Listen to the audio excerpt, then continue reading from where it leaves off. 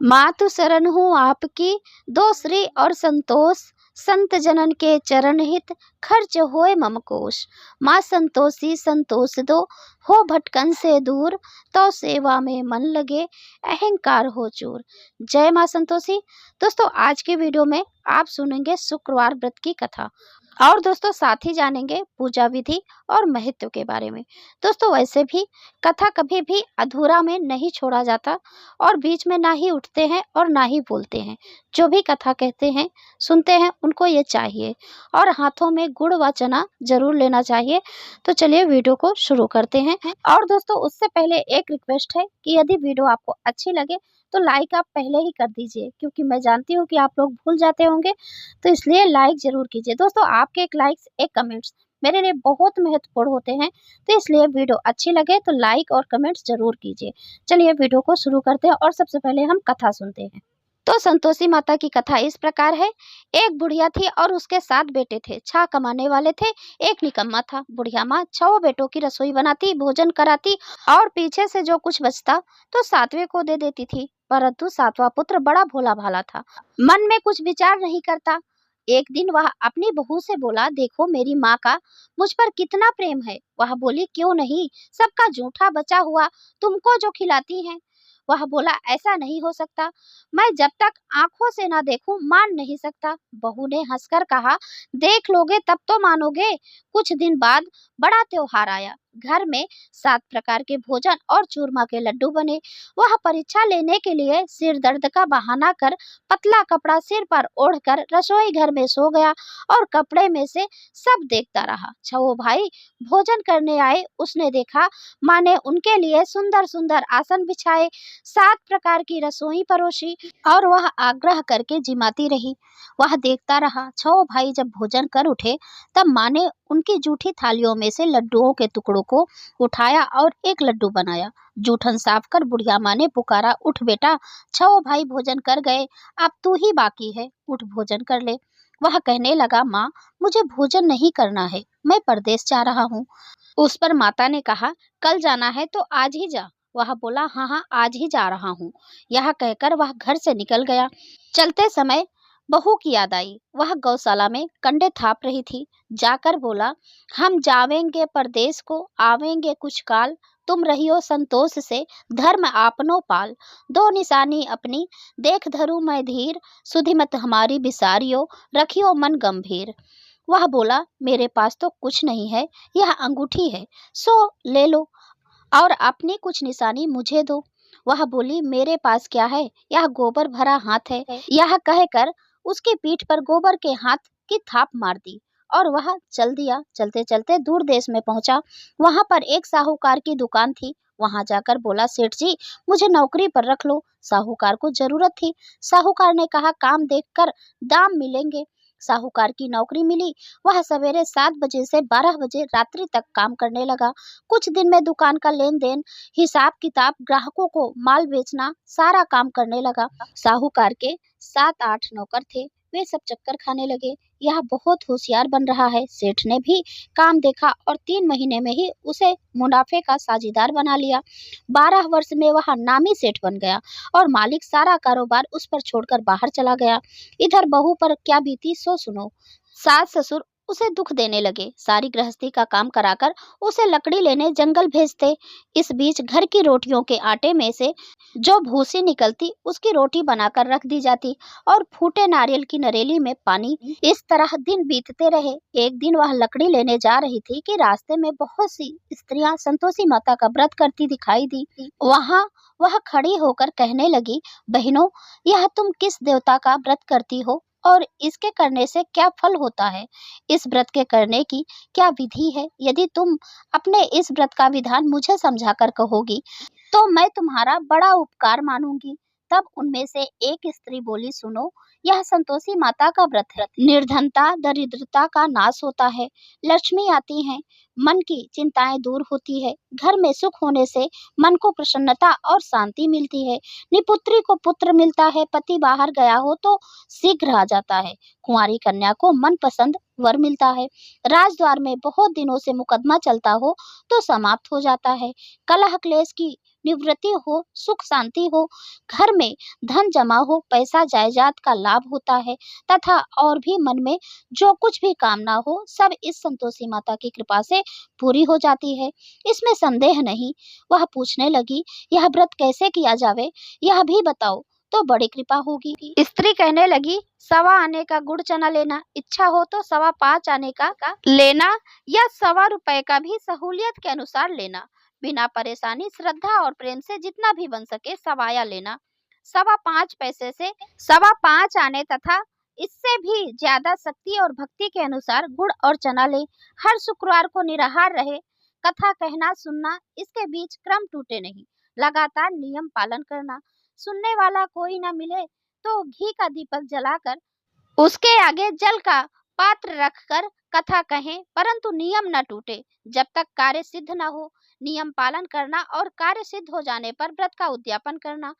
3 मास में माता पूरा फल प्रदान करती हैं। यदि किसी के खोटे ग्रह हो तो भी माता 1 वर्ष में अवश्य कार्य सिद्ध करती हैं।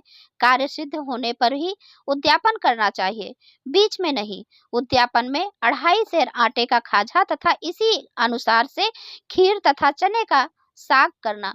8 लड़कों को भोजन कराना। जहाँ तक मिले देवर जेठ भाई बंधु कुटुंब के लड़के लेना, ना मिले तो रिश्तेदारों और पड़ोसियों के लड़के बुलाना। उन्हें भोजन करा यथाशक्ति दक्षिणा दे। माता का नियम पूरा करना। उस दिन घर में कोई खटाई न खाए। यह सुन बुढ़िया की बहू चल दी। रास्ते में लकड़ी के बोझ को बेच दिया और उन पैसों से गुड़ चना ले माता के व्रत की तैयारी कर। आगे चली और सामने मंदिर देख पूछने लगी, यह मंदिर किसका है? सब कहने लगे, संतोषी माता का मंदिर है। यह सुन माता के मंदिर में जा माता के चरणों में लौटने लगी, विनती करने लगी, माँ मैं दीन हूँ, निपट हूँ, मूर्ख हूँ, व्रत के नियम कुछ नहीं जानती, मैं बहुत दुखी हूँ। हे माता जगत जननी, मेरा दुख दूर कर, मैं तेरी शरण में हूँ। माता को दया आई। एक शुक्रवार बीता कि दूसरे शुक्रवार को ही उसके पति का पत्र आया और तीसरे को उसका भेजा हुआ पैसा आ पहुंचा। यह देखकर जेठानी मुंह सिकोड़ने लगी। इतने दिनों बाद इतना पैसा आया, इसमें क्या बढ़ावा है? लड़के ताने देने लगे। काकी के पास अब पत्र आने लगे, रुपया आने लगा। अब तो काकी की खातिर बढ़ेगी, अब तो काकी बुलाने से भी नहीं बोलेगी। बेचारी सरलता से कहती, भैया पत्र आवे रुपया आवे तो हम सबके लिए अच्छा है। ऐसा कहकर आंखों में आंसू भरकर संतोषी माता के मंदिर में मातेश्वरी के चरणों में गिरकर रोने लगी।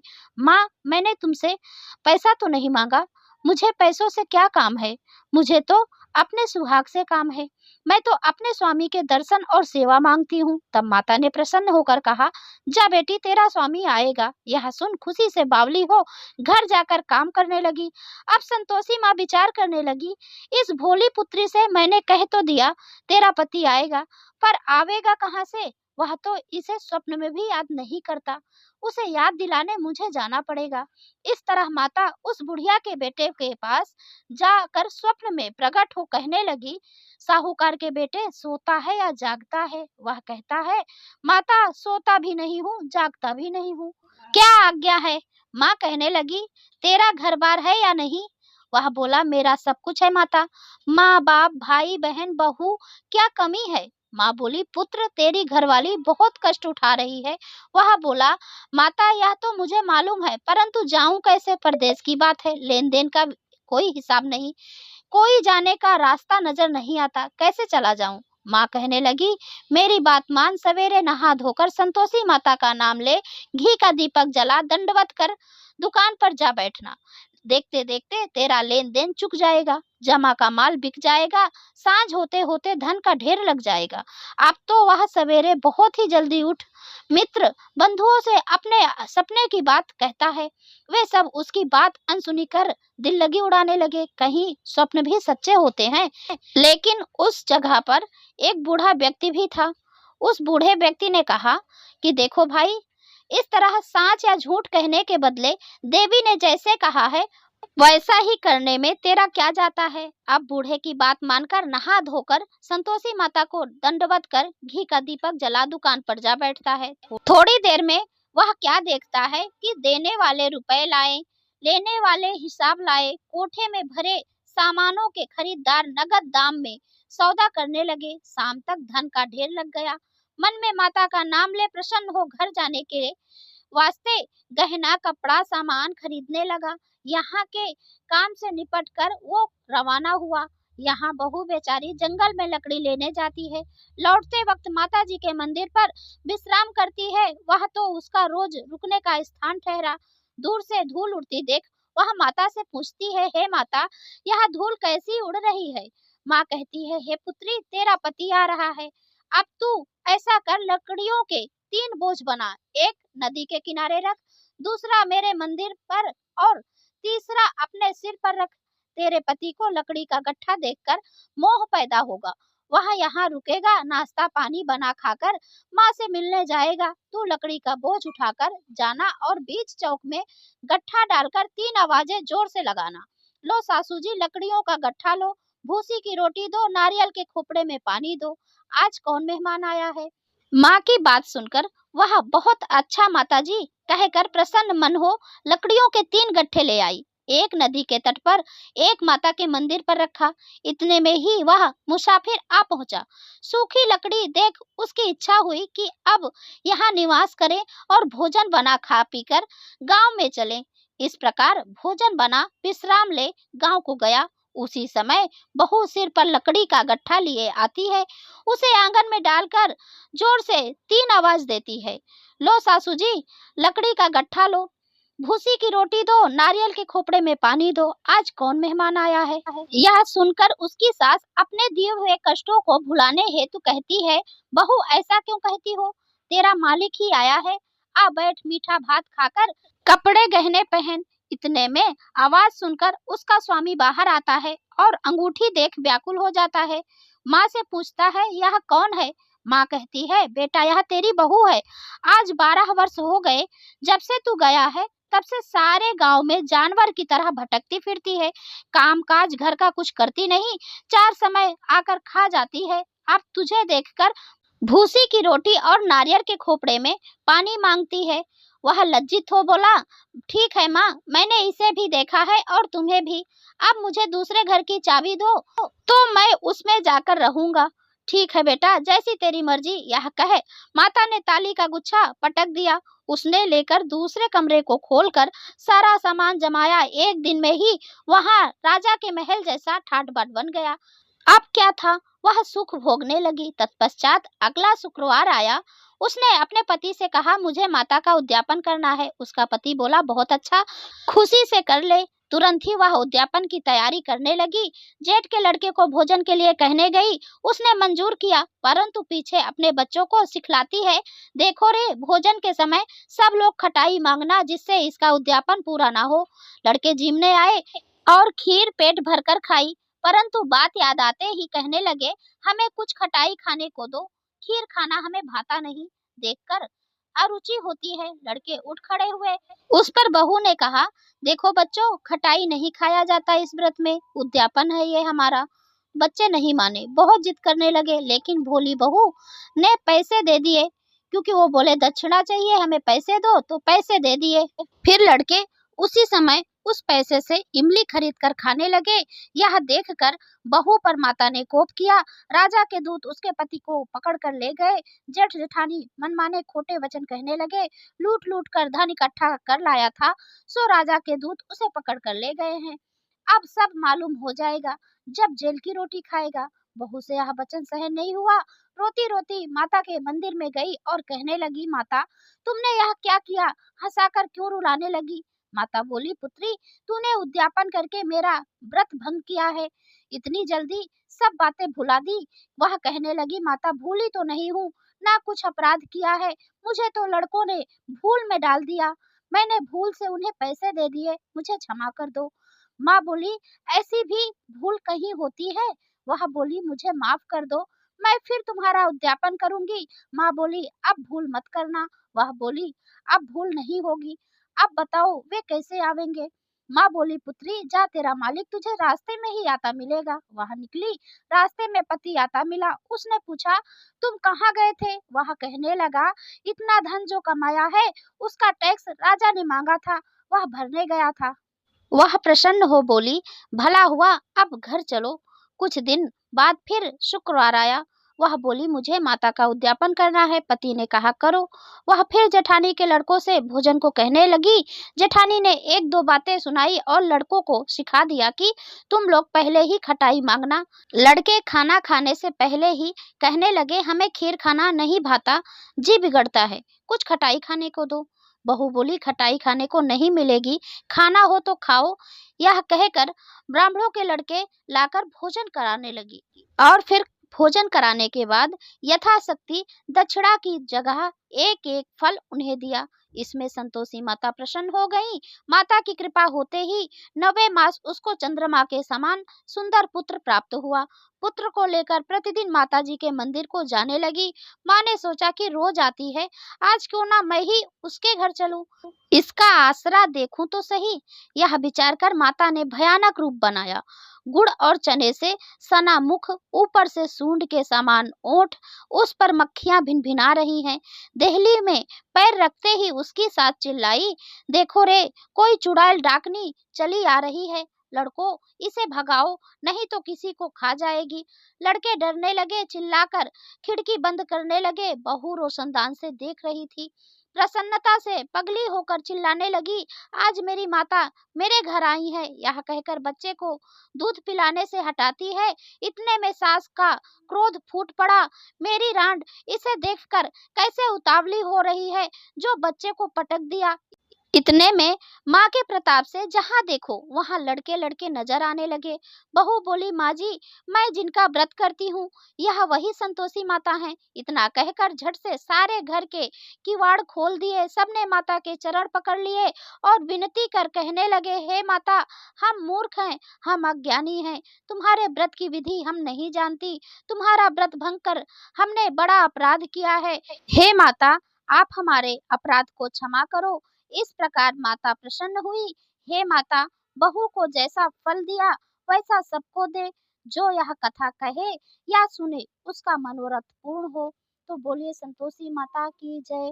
तो दोस्तों, अब चलिए जान लेते हैं संतोषी माता के व्रत की विधि क्या है, फिर इसके बाद हम आरती करते हैं। संतोषी माता का व्रत बहुत ही कठिन माना गया है, क्योंकि इसमें खटाई खाना एकदम वर्जित है।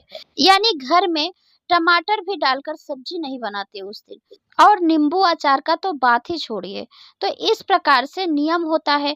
और यदि हम संतोषी माता का व्रत करते हैं तो हमारे घर में कोई खटाई नहीं खाएगा। जो लोग खटाई खाते हैं तो हम उन्हें प्रसाद नहीं देते। जो भी हम माता को अर्पित करते हैं चना गुड़, उसका प्रसाद हम उसको नहीं देंगे जो कि खटाई खाता है। सिर्फ उस दिन शुक्रवार को जब हम संतोषी माता का व्रत करते हैं उसके बाद या उसके पहले खा सकते हैं। और दोस्तों, जब हम व्रत रखते हैं तो बहुत सारी महिलाओं का ये समस्या होता है कि घर में यदि हम टमाटर वगैरह नहीं डालते हैं तो सब्जी कोई पसंद नहीं करता, और भी किसी प्रकार से भी खटाई खाया जाता है, जैसे नींबू है, अचार है, तो हम कैसे व्रत करें, क्योंकि घर में किसी को नहीं खाना चाहिए। ये बात भी पूरी सत्य है, किसी को नहीं खाना चाहिए। लेकिन एक उपाय है, यदि आप सिर्फ व्रत करती हैं तो आप ना खाएं, और आप जो चढ़ाती हैं प्रसाद चना गुड़ किसी को दें भी नहीं। इससे आपको दोष पाप नहीं लगता। आप इस प्रकार से संतोषी माता का व्रत कर सकती हैं। मैं यह क्यों बता रही हूँ, क्योंकि मैं बहुत से महिलाओं को देखी हूँ कि वह व्रत तो करना चाहती हैं, लेकिन डरती हैं कि उनके घर में ये सब्जी वगैरह बनेगा, टमाटर डाला जाएगा, नींबू खाया जाएगा, तो माता हमसे रुष्ट हो जाएंगी। तो इसलिए आप लोग, जो लोग खाते हैं उनके लिए बना दीजिए, आप खुद ही मत छुइए, आप खुद ही मत खाना। तो इस प्रकार से आप व्रत भी कर सकती हैं। इससे आपको कोई दोष पाप नहीं लगने वाला।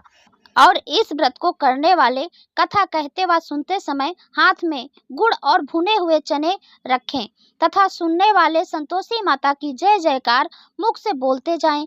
कथा समाप्त होने पर हाथ का गुड़ चना गौ माता को खिलावें।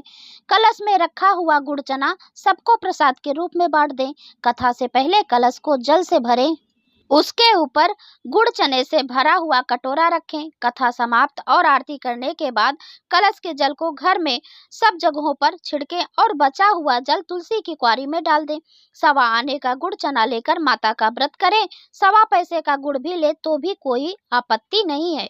गुड़ घर में हो तो ले में विचार न करें, क्योंकि माता भावना की भूखी हैं। कम ज्यादा का कोई विचार नहीं है, इसलिए जितना बन पड़े श्रद्धा से समर्पण करें।